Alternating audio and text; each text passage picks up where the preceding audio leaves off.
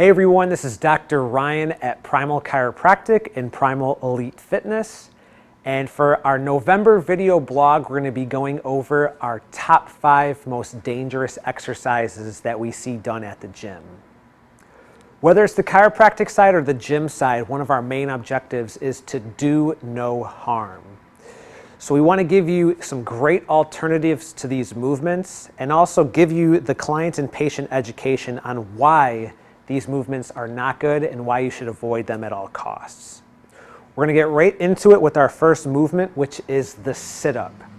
So the sit-up is non-stop repetitive flexion in the low back where it's not designed, and over time we can damage the discs and the joints. So a great alternative to that is our rolling pattern, and we do that in the second move of our warm-up here. So for your rolling pattern, what you're going to do is you're going to roll to your side. We spare our spine, and it's a great way to get up from the ground.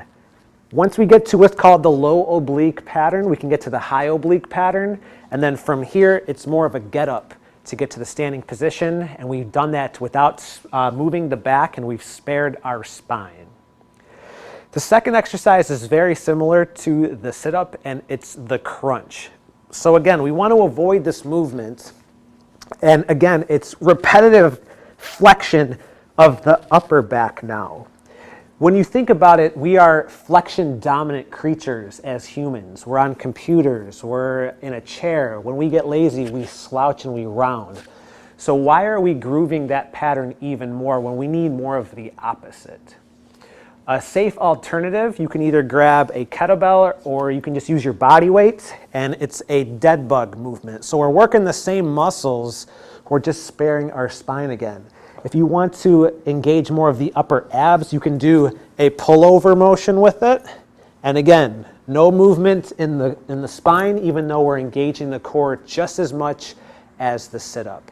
Another alternative to that is you can grab a stability ball and do a rollout pattern where we're keeping our spine nice and rigid as we give it some resistance with the ball here. Our third exercise is the burpee. So the burpee, for the vast majority of people, is not a safe movement because we have tight hips overall as humans. So when you think about it, if we have tight hips and we try to get down to the ground, we have a heavy round in our low back. From here, as we shoot our feet out, with people that don't have strong cores, they hyperextend the low back.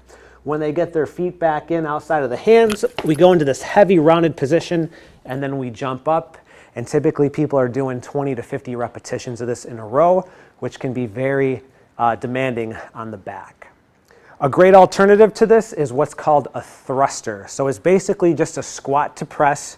We're engaging total body, and we're doing it very efficiently and safely. So just imagine you had dumbbells, kettlebells, barbell, whatever. You go down into your squat, we come up and press. And again, everything stays in neutral. Everything is very safe as you do that movement. The fourth exercise is any resisted lateral bend or side bends.